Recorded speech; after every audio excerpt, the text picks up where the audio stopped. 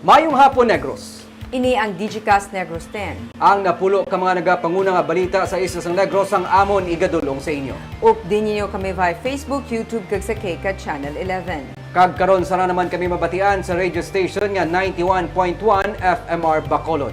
Kag yari na ang top 10 nga mga balita subong adlaw. Isa ka adlaw matapos ang encounter sa Carabalan sa Mamaylan City, padayon sa gihapon nga nag-evacuate ang mga pumuluyo. Hold up suspect arestado matapos mang-hold up na naman sa empleyado sa cigarette company sa Sipalay City. 2 to 3 days na lang para sa pagkuha sa mga permit ginalauman sa natalaan ang pagpatuman sa e-governance system sa Bacolod. Punong barangay, ginreklamo nga nagpamahog sang tanod. Kag sa good vibes, saksihan ang liwat nga pagdalagan sang Iron Dinosaur. Kag 25 anyos ka amay na kuryente sa live wire ang ginuwas sa mga BFP rescuers sa Baganihan. Pinatanan sa Digicast Negros 10. Sa number 10,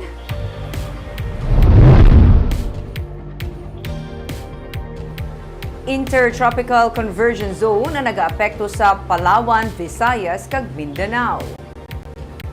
Ang Western Visayas, lakip ng Negros Occidental kag Bacolod City ang may magulugal-umon tubtub magal-umon nga kalangitan nga may isolated rain showers o kun thunderstorms bangod sang ITCZ o kun localized thunderstorms. Samtang sa thunderstorm advisory nga ginpagwa launa sini nga hapon ginapaabot ang pag-ulan nga may pagpangilat kag mabaskog nga hangin sa Negros Occidental, labi na sa coastal barangay sang Kawayan nga ginapaabot magalawig sang 1-2 ka oras. Ginaabisuhan ang publiko nga magpatuman sang precautionary measures angot sa hazard nga madala kasubong sang flash flood kag landslide.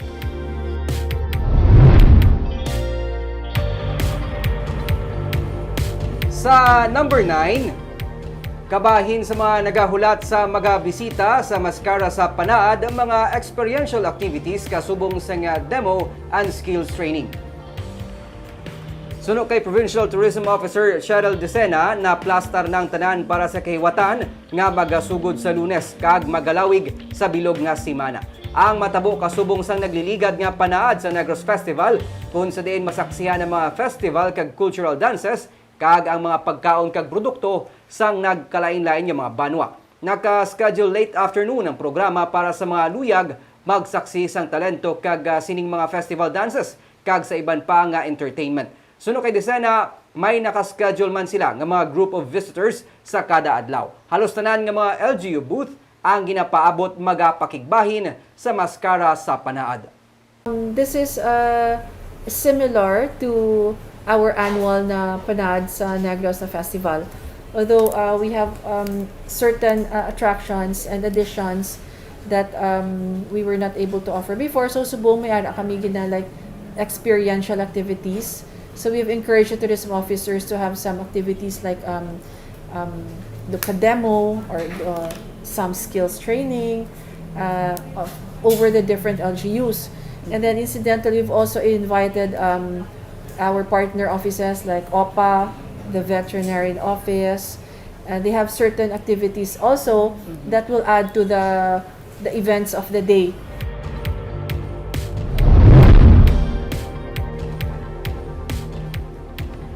Sa number 8, ginalauman nga mapalipot sa 2-3 ka adlaw ang pagkuha sa nga permit kung matigayon ang e-governance system sa Government Center. Humalin sang Lunes, ginsugura na sa katapos ng Department of Information Communications Technology 6 ang Integrated Business System Training para sa mga empleyado sa Office of the Building Official. Ang training ang ginapatuman agud mahana sa mga empleyado sa OBO sa digital system sa tiun nga ipatuman na ang e-governance system sa Bacolod City Government Center. Suno kay Engineer Isidro Sun, pamuno sang OBO, masami nagalawig sa 3 ka semana antes matapos sa mga aplikante ang pagkuha sa mga permits kasubong sang sanitary, plumbing, electrical kag building permits sa syudad. Pero sa tion nga mapatuman na ang e-governance system, posible nga mapalipot sa 2-3 na lang kaadlaw sarang na makuha sa mga aplikante ang mga ginakinahanglan nila nga mga dokumento kag permits. Ang e-governance system ang kabahin sa mga prioridad sa Benitez administration agud man mapadasig mas mangin accessible kag transparent ang pagserbisyo sang syudad sa pumuluyo. Maibitar nato ni nablong ka isa ipaprocess sa kung kay sino miski silang aplikante kung limitado ila time sa pagkadto diri at least maka-apply sila pero of course submit ya po nila mga essential nga mga documents pero hindi na not so with lasang ng manual nga pag-apply. Although of course inianay gamito ni siya sa mga simple nga mga transactions. May mga dagko nga transactions na ginatry pa naton nga ma-adapt sa ilang system pero may mga kulang pa. Sa number 7,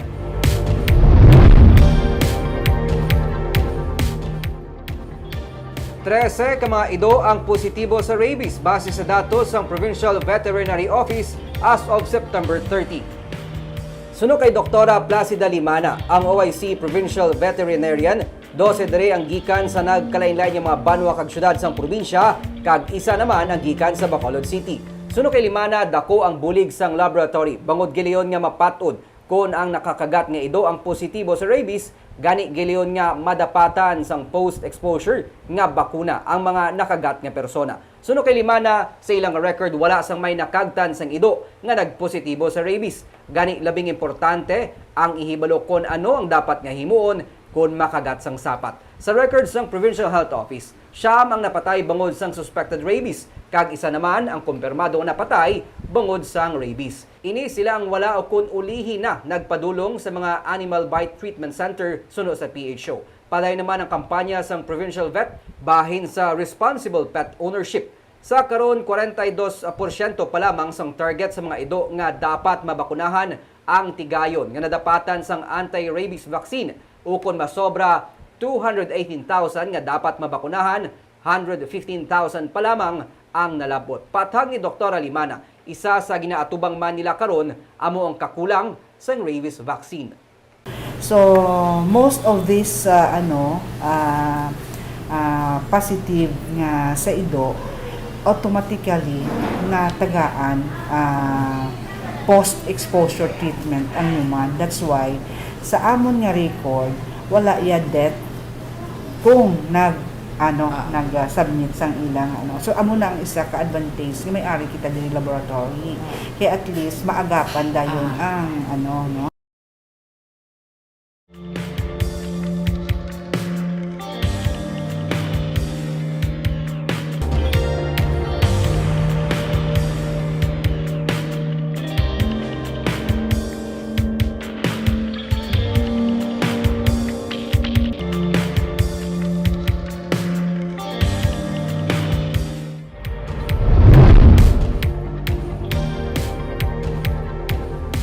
Sa number 6, syudad sa Bacolod ang nagahaylo sa publiko nga magpabakuna kag magpa-booster shot agud to mas mapangapinan ang kaugalingon kontra sa COVID-19 labi na karon nga limitado na ang supply sang bakuna.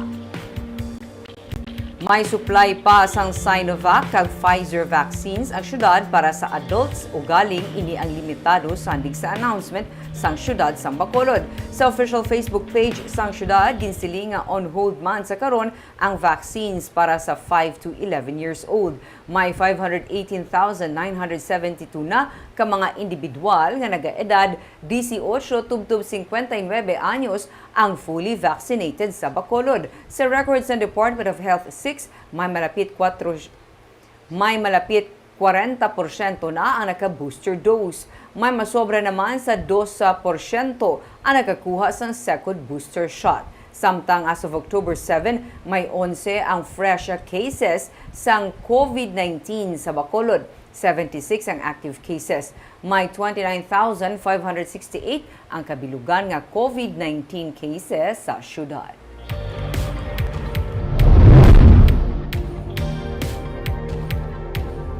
Sa number 5, hold-up suspect ang arestado sang liwat nga mang hold-up sa mga empleyado sang cigarette company sa syudad sang Sipalay. Naaresto kahapon sa pursuit operation ang ginaligar hold-up suspect nga si Richard Dalagit, nga isa sa mga nang biktima kahapon sa mga empleyado sa cigarette company sa barangay Nabulaw sa Sipalay. Sandig sa investigasyon sang PNP. Nagapanukot lang ang mga biktima sa isa ka store sang hinali palapitan sang 3 ka mga suspect. Ang armado nga mga lalaki ang nagkuha sang ilang nga cash. Gileon nga nagpatigayan sang operasyon ng PNP kag nadakpan si Dalagit. Nakuha sa iya ang isa ka caliber 38 revolver. Padayon man ginapangita sang PNP ang duwa pa niya ka mga kaupdanan.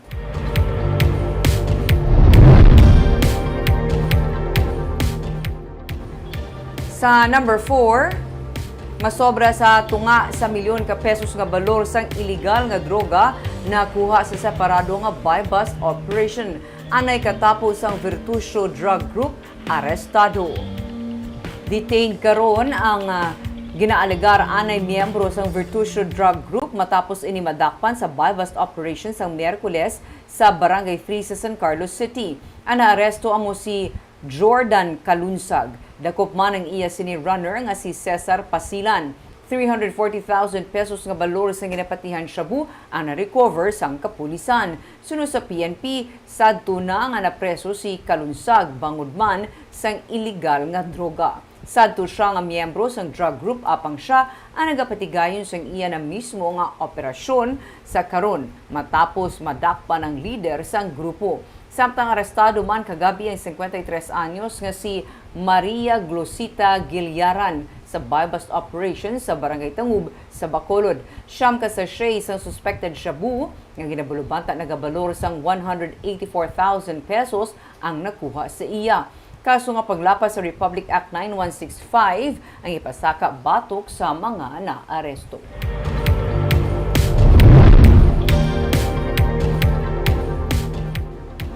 Sa number 3, sa tunga karon sang kinagamo sa Kapitolyo sang Negros Oriental, ginsugura na ni proclaimed Governor Ruel Digamo ang pagsapol sa mga department heads sang probinsya. Ginsapol na ni Governor Ruel Digamo mga department heads sang Kapitolyo sang Negros Oriental, lakip ng mga chief of hospital ini matapos ang pagproklamar kay Digamo bilang nagdaog nga gobernador sang probinsya. Siyang nakiksugilanon sa mga department heads sa kampo sang Negros Oriental Police Provincial Office. Inibangod sa wala sa gihapon magpanaog sa pwesto si Governor Henry Teves nga una na nga ginproklamar nga winning candidate. Tubtob karon padayon man si Teves nga nagapungko sa Kapitolyo. Si DILG Secretary Benjamin Abalos ang nagpahayag nga base sa ginpagawa sini nga statement nga wala sang rason ang DILG nga punggan si Digamo sa pag-assume sang office bilang gobernador sang Negros Oriental. Ini kun wala man sang TRO o kun ruling gikan sa korte. Wala paliwat makahatag sang pahayag si Teves may angot sa ginpagawa nga statement sang DILG. Sa number 2,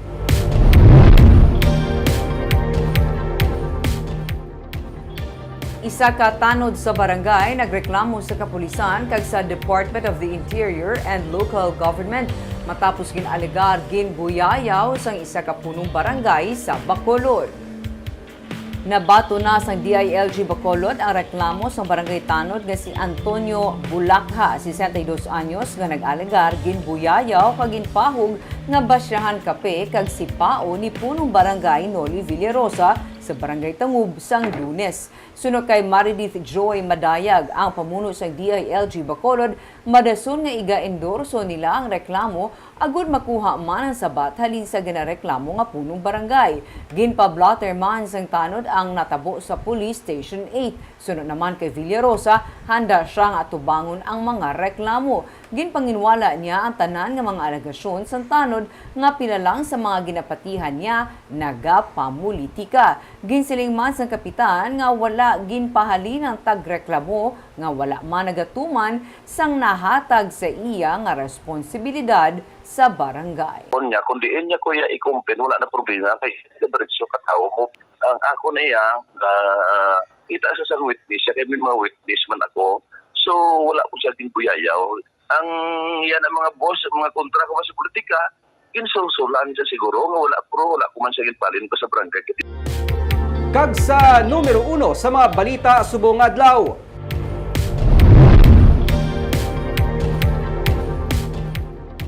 Isa ka adlaw matapos ang encounter sa Karabalan sa Himamaylan, padayon sa gihapon ang pag-evacuate sa mga pumuluyo. As of 12 noon, naglabot na sa 200 tanan ka mga pamilya ang yara sa evacuation center. May report si Romeo Subaldo.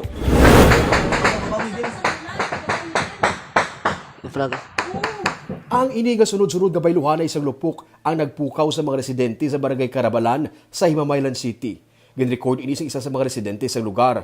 Nag-ikwentruhan na ang Army kag NPA sa sitio Sigang. Ini ang rason kung nga may mga residente nga nagbiya sa ilang mga balay.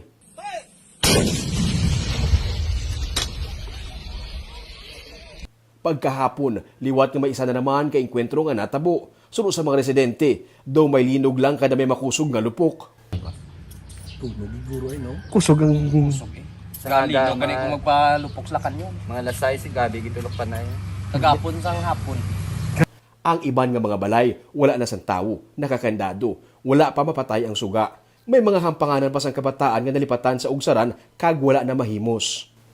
Dili sa may barangay Karabalan proper, may pinaka ka mga checkpoint ani maagyan natin ka makasulod sa ining area. Dili sa likod ng dampi ang natabuan sang encounter sang kahapon. Pero mga salakyan kutub lang dili, hindi ka nakalapaw sa checkpoint. Pwede ka kagwa pero hindi ka kasulod dito. Ginapili lamang ang mga pumuluyo nga pwede magsulod. Ang iban, nag-check lang sila ng mga kasapatan. Pero ang mga hindi residente, hindi pwede kasulod sa lugar. Kainas ang aga, may mga Black Hawk aircraft nga nagalibot sa area para malantaw ang sitwasyon sa lugar. Gani sa Daynilda Gutierrez kag iya nga mga pamilya kag kaingod balay, nagbiya nagikan sa ilang balay bisan pag ginabudlayan sa paglakat. Galakat man galing kay ko hindi ko kalakat lawig nga proslakton ko gid nga lawig. Tama na wala ka kagapon na evacuate nga daw. Hindi kami kakuan kay sa surod doon kami mo tiway man kami sakyan. Sabta ka na nakamutog ba ko nabili anong bati ano lang tanan nga katabo? Hindi na ginupo. Pero kag bati mo nilupo ano nag Gabi kag mga muyo nga ngayok bulig kay Lord. Bata kag mga tigulang ang unod sa evacuation center sang syudad. Si Jeneline Rosalim nagasaramihay kung kag patiti sang iya ikapulo nga anak. Nagapananakit pang iyang mga batiis ang dalagan kahapon matapos mabatian ang nilupok. Nagatrabaho sila sa kampo sa natabo ang encounter. Kung bata pulo nga bilog, kapulo ko niyo. ikapulo mo ni nga bata. Puro pagagmay. Paano mo sila ng tipo ng pulo ka bata? Way ko gin pa sa ngaga pa lang nga gin panipon ko na sila. Oo. Kagin pa tinira na sa balay. Ginatinguan sa mga taga-DSSD nga malipatan sa mga kabataan ang natabo. May ginahimo sila nga debriefing sa evacuation center. Nabuot na bata. Nagalap kay Papa God. Okay, got your hands. Good job. May kapin si 200 tanan ka mga pamilya ang nag-evacuate bangod sang encounter. Ang iban, ginpili nga magtinira sa ilan na lang ang mga himata. Si Leonardo Masan, ginakuyaban na lang sa sulod sang salakyan sang DRRMO tungod nagalain ang pamatsag. Sa ila sila nga himata sa binalbagan temporaryo nga magasaylo anay. Bangod sang encounter, suspendido until further notice ang klase sa Barangay Payaw kag Biaw sa binalbagan kag Karabalan kag Kabadyangan sa Himamaylan City. Pati negosyo sa gwa sa mga eskwelahan apektado. Patag ni Mayor Raymond Tongson as of press time, wala sa maging report nga napatay sa encounter. Nagapanawagan siya sa pangamuyo kag kooperasyon gikan sa mga pumuluyo. Wala sang official statement coming from the military and sa amon man nga may ara may collateral damage, may napatay, wala gid as of today no, as of this minute no. Pero amon ginambal ko, we will have to wait for their final information. Ang kagang ako nang gina-appeal na lang anay sa tanan nga mapumuluyo sa Himamaylan, number one of course prayers kid no. We are doing our best. Rest assured nga the government is on top of this. We are just coordinating properly with the Philippine Army. That's why nga hindi nyo makitaan ang full visibility sa government kay tungod maging halungan kita nga ongoing operations. May mga relief goods nga ginpanagtag ang syudad sa mga evacuees. Bisan kay inasang udto, may mga nagabiya sa gihapon sa ilang mga balay para hindi maipit sa inaway sa tunga sa mga rebelde kag army.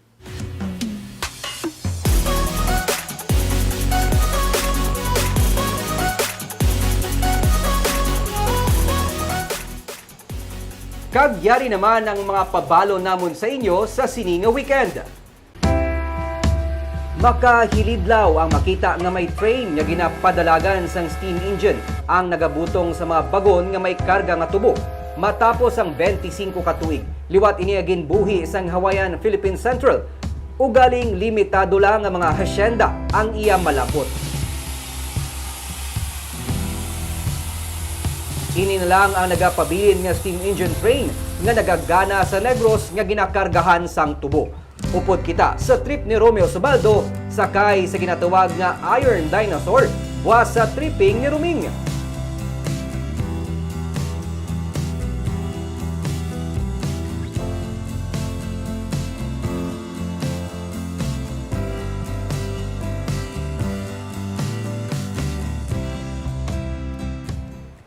Kag sa Sunday naman sa Baganihan, isa ka 25 anyos nga amay nga nagpasimpalad panakod sang signage ang nakuryente sa live wire samtang yara sa ibabaw sang atop sang building.